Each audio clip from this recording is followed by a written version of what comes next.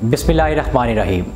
नाज़रीन, पाकिस्तान का शुमार उन दो रियासतों में होता है जो किसी नज़रिए की बुनियाद पर वजूद में आई। पाकिस्तान मुसलमानान हिंद की अनथक मेहनतों, कोशिशों और लाजवाल कुर्बानियों के नतीजे में बना। पाकिस्तान रियासत मदीना के बाद पहली ऐसी रियासत थी जो इस्लाम के नाम पर बनी। उस वक्त के गवर्नर जनरल कायद-ए-आज़म मोहम्मद अली जिन्ना ने ऐलान किया कि तमाम सूबों को, तमाम ज़ुबानों को यकसा हकूक़ हासिल होंगे, लेकिन बदकिस्मती से पाकिस्तान के इब्तदाई हालात में ही कायद-ए-आज़म इंतकाल कर गए और उनके बाद उनके मोतमिद साथी लियाकत अली ख़ान भी शहीद हो गए। उनके बाद मुख्तलिफ़ किस्मों के पे दर पे इनकलाबात की वजह से और नाअहल हुक्मरानों की वजह से गवर्नेंस बेहतर होने की बजाय मज़ीद कमज़ोर होती गई।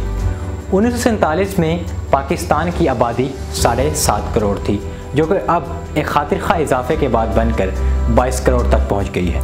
नाज़रीन, हम ये शुरू से ही सुनते आए हैं कि एक परचम के साए तले हम एक हैं, और फिर उसी परचम तले अपनी जगह बनाने, अपना हक हासिल करने, अपना बुनियादी हक हासिल करने के लिए बहुत लंबा सफ़र, मुसलसल कोशिश और जद्दोजहद करना नागुज़ीर हो जाता है।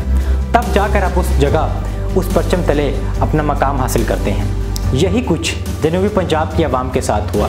जनूबी पंजाब की आवाम हमेशा से ही मसाइल में घिरी और डूबती नज़र आई। उन्हें आबादी के लिहाज से उन्हें मिलने वाले हक से महरूम रखा गया। शुरू से ही जनूबी पंजाब को एक अलग इंतज़ामी यूनिट, एक अलहदा सूबा बनाने का अधूरा ख्वाब दिखाया जाता रहा, और फिर बाद में इंतखाबात से पहले पॉइंट स्कोरिंग और वोट हासिल करने के बाद हुक्मरान इक़्तिदार में नशे में डूबते अपने वादों से हमेशा मुनहरिफ नज़र आए। जब हम देखते हैं कि पंजाब की आबादी तकरीबन 12 करोड़ है और ये आबादी के लिहाज से दुनिया का चौथा बड़ा सूबा है, इसकी आबादी दुनिया के 130 ममालिक से भी ज़्यादा है, इसके 36 अजला और दारुल खुलफा लाहौर से 100 से 500 किलोमीटर का फासला बनता है। लोग यहाँ अपने मसाइल के हल के लिए 10-10 घंटे की मुसाफिर तय करके आते हैं। एक शख्स 12 करोड़ की आवाम को कैसे संभाल सकता है? इतने बड़े सूबे में इक्तसादी और सनती तवाज़ुन कैसे कायम रखा जा सकता है? बेरोज़गारी, तालीम, सेहत और दीगर सहूलतें कैसे दी जा सकती हैं? बड़े सूबे में बड़ा बजट लगता है और इसमें करप्शन का तनासुब भी उतना ही बढ़ जाता है। फंड्स और तरक्याती काम महज एक शहर पर लगा दिए जाते हैं। यकसा तरक्की के मौके नहीं मिलते। इंतखाबी अमल, इक़्तिदार और कानून साजी में तमाम इलाके भरपूर शिरकत से महरूम नज़र आते हैं। मुल्क में तालीम और तरक्की का निज़ाम सफ़र बेहंगम हो जाता है। टैलेंट छोटे अजला में गर्क होकर रह जाता है। इस सूरत में एक ही सोच का ख्याल आता है, वो है एक इंतज़ामी इकाई, एक नया सूबा।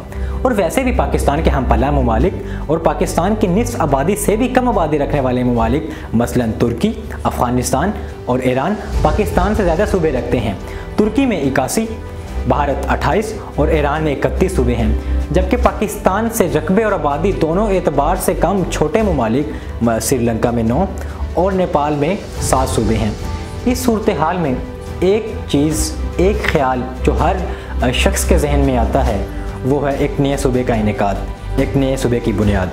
नया सूबा न सिर्फ पार्लियामेंट में तवाज़ुन बरकरार रखेगा, बल्कि जमहूरी फैसलों पर भी अमल दरामद करने में मददगार साबित होगा।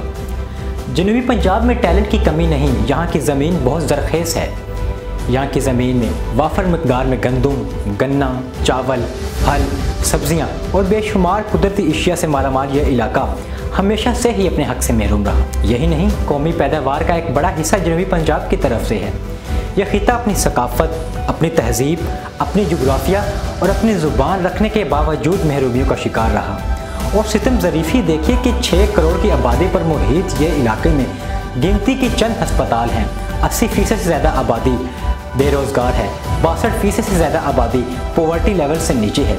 इसके बरक्स अगर हम तख्ते लाहौर की बात करें तो बजट का एक बड़ा हिस्सा लाहौर पर खर्च हो जाता है, जिससे दूसरों सूबों को इस बजटरी एलोकेशन पर हमेशा से कंसर्न रहा है।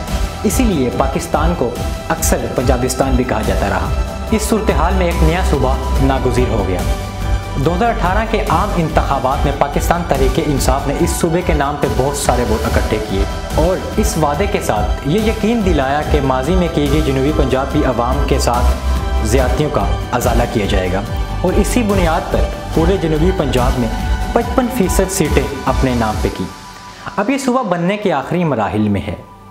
जनूबी पंजाब के मुजव्वज़ा नक्शे की बात की जाए तो इस नक्शे के मुताबिक इसके 3 डिवीज़न होंगे, जिनमें मुल्तान, بہاولپور اور ڈی جی خان، جن کے ٹوٹل 20 اضلاع، جس میں سے 20 میں سے 18 اضلاع پنجاب کے اور 2 اضلاع کے پی کے ہوں گے۔ 18 اضلاع میں ملتان، ڈی جی خان، مظفر گڑھ، لیا، راجن پور، ساہیوال، سرگودا، بہاولپور، بہاول نگر، رحیم یار خان، میاں والی، ٹوبا ٹیک سنگھ، جھنگ اور یہ علاقے، اور کے پی کے میں سے ٹانک اور ڈیرہ اسماعیل خان کے 2 علاقے ہیں۔ اس 80% دیہی اور 20% شہری آبادی پر محیط خطے کو علیحدہ صوبہ بن جانے پر اس خطے کی عوام کے 100% مسائل حل ہو جائیں گے۔ 2020-21 کے مختص کیے گئے بجٹ کے مطابق پنجاب کا جو بجٹ ہے وہ تقریباً 2200 ارب روپے ہے۔ نیا صوبہ بن جانے کی صورت میں یہی بجٹ ایک نئے صوبے کو اس صورت میں ملے گا جس سے صوبے کی عوام کو بھرپور فائدہ ہوگا۔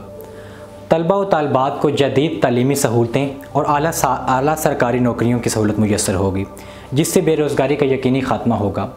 دور دراز کی مسافت کم ہوگی۔ ایک شخص جس کو اپنے مسائل حل کرنے کے لیے لاہور جانا پڑتا تھا، اب اس کے تمام مسائل یہیں پر حل ہوں گے اور وہ لمبی مسافت سے بچ جائے گا۔